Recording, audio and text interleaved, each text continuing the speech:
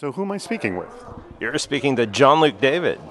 And John Luke, who do you work with and what do you do for them? So I work for Microsoft, and what I do is I manage all our technical evangelists around the world. And there's quite a slew of them, right? How many do you got there? So if you count all the evangelists, the sales, marketing, we have about 1,100 people around the world. So I know the people who read Dice News would love to know what it takes to become a tech evangelist for Microsoft. So give me the sort of the insights of what you guys are looking for and what makes a great tech evangelist. Sure. So there's a set of different activities that an evangelist will do. For example, if we release a product, an evangelist will be that person on stage doing the product demo. So obviously technical capabilities, being able to code, being able to deliver presentations is definitely a big asset.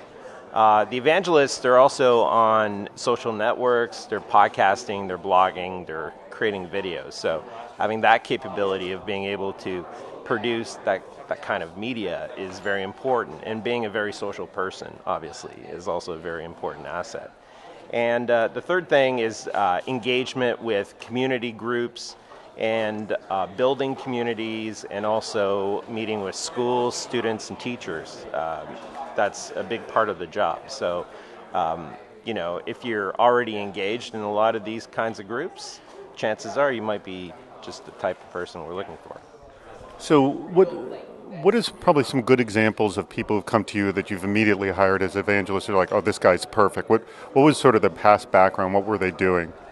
Well, it's interesting. A lot of people who are end up working in consulting and have their own little independent businesses tend to be pretty good evangelists because they're the ones who go out to trade shows, they speak, they do a lot of the type of activities that I've seen, that convert pretty well to evangelism.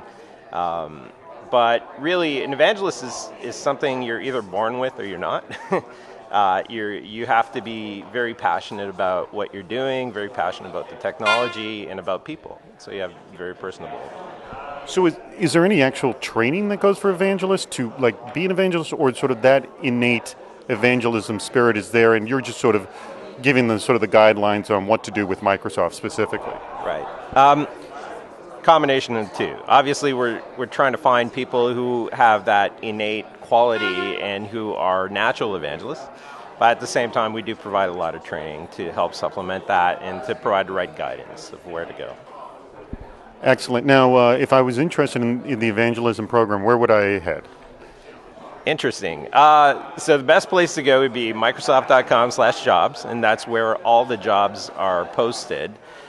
There's quite a few evangelists on the different blogs on msdn.microsoft.com/blogs or blogs.msdn.com and also blogs.technet.com. So if you go to those blogs, you can find many of our evangelists, and if that's something that really interests you, my best piece of advice is to reach out to them, talk to them, and try to understand what the job entails, and then, apply on that Microsoft.com/jobs.